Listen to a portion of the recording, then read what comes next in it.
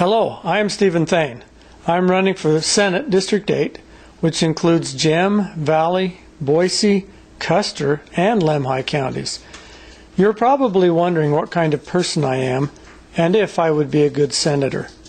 I'll try to give you some information about myself and a little bit about my political philosophy in the few short minutes we have together.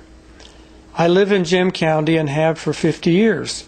My wife, Sherry, and I have been married for 35 years, and we have 8 children and 9 grandchildren. I owned and operated a dairy for 18 years and then became a public school Spanish teacher for 4 years. Currently, I farm and serve in the state legislature. I'm in my 3rd term and have served on the Education and Health and Welfare committees.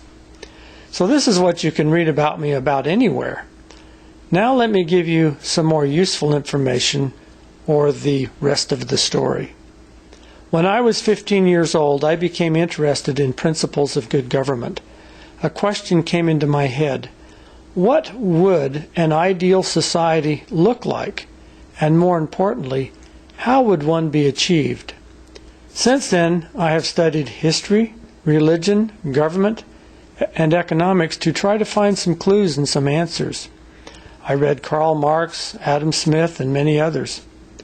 What I found in my research is that there are many more bad examples in history than good examples. And why, since everyone seemed to have wanted prosperity and peace, yet there is so much war and poverty. Alexander the Great and his armies thought that wealth was gained by conquest. If someone else had it, they had to go get it. Karl Marx thought poverty could be eliminated by the redistribution of wealth. Both of these men thought that wealth was finite and static, meaning it didn't increase or decrease. There would always be the same amount of wealth. Alexander the Great took it for himself by force, while Karl Marx had government take it by force and give it to others. However, war and redistribution of the wealth did not increase prosperity. Adam Smith, on the other hand, had a different idea. He said that wealth was the ability to produce, that wealth was not static, that it could be increased. This is revolutionary. It meant that everyone could be prosperous if we engaged in productive labor. This idea of productive work was one of the main reasons that the United States became a great country, the greatest nation ever seen on the face of the earth. Now, however, we are starting to collapse back into historical patterns of poverty because we're trying to use the old redistribution of the wealth schemes instead of focusing on production. The result of redistribution of the wealth has always been the same, poverty.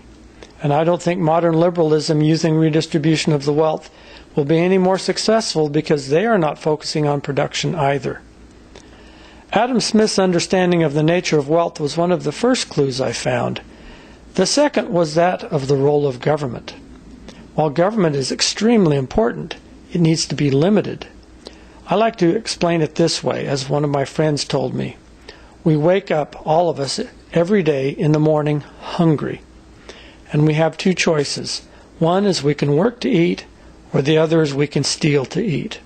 The purpose of government is to prohibit the second choice so that more people have to work to eat. If government does not protect the productive, then more and more people stop working and participate in the taking. Our standard of living will decline and we all get poorer. Just as Cuba did, it was once a thriving country in the 1950s and now has been reduced to universal poverty and scarcity because of socialistic redistribution policies. The third clue is the importance of the family.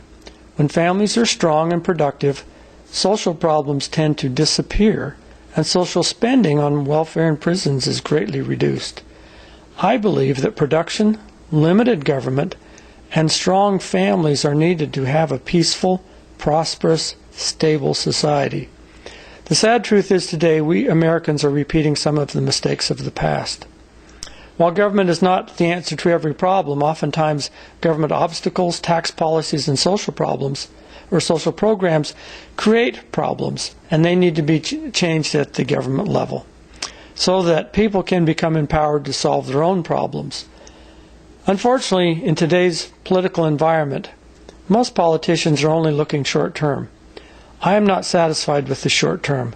I am asking you to think deeply about significant issues and join with me in the long-term process of returning this nation to economic stability.